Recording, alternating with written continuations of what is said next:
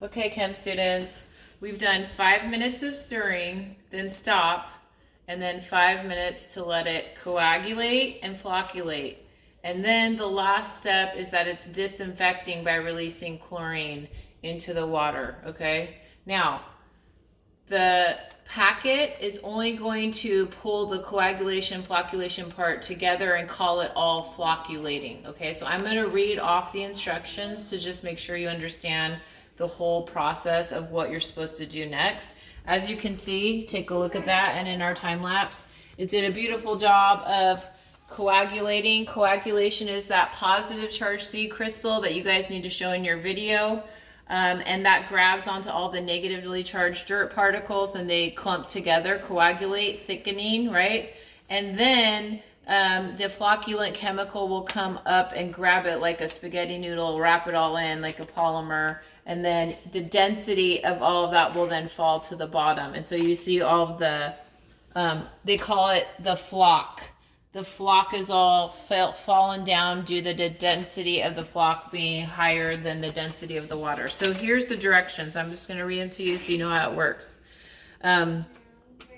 After adding the powder to the water will become colored. The color indicates the product is working. When the process is finished, the water will be clear.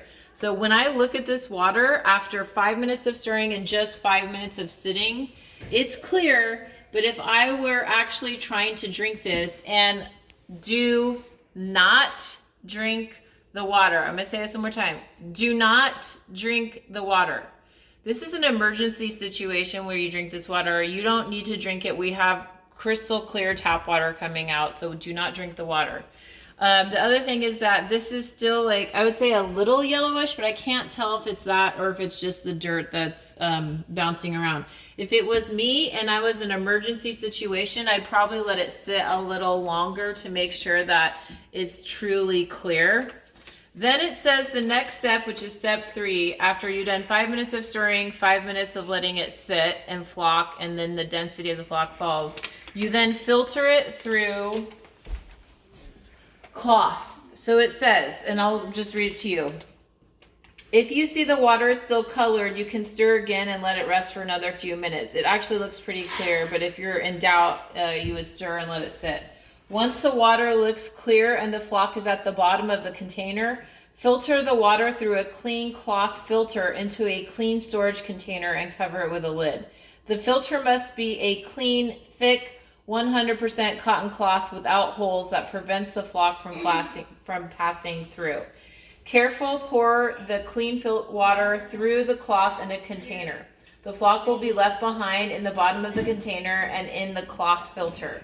Discard the flock from the water treatment process in the latrine, which is the toilet, or on the ground away from children and animals. Rinse and wash the cloth thoroughly before reusing. So they're saying that this dirt may have stuff. You don't want to just, throw it anywhere. Throw it away from people or in a toilet, and that's where you would throw it. I wouldn't throw it in a toilet. It'd probably cause a backup. So you can just go, when you're done, throw that dirt just back outside on the ground or in the trash can, okay? So I'm not going to do this process because, once again, you're not to drink this water.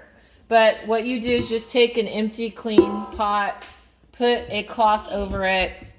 And this process is just called filtration. Filtration is a common chemistry technique where you're going to use like a cloth or a thick paper to separate the solid from the liquid. This is actually using our physical properties of the matter, where we have 2 different phases, right? We got a liquid and we got a solid. So we're going to separate the liquid out to the pure liquid water and then keep the solid particles up in the top. And filtration is the technique we use to separate that mixture. This is actually a heterogeneous mixture, in fact.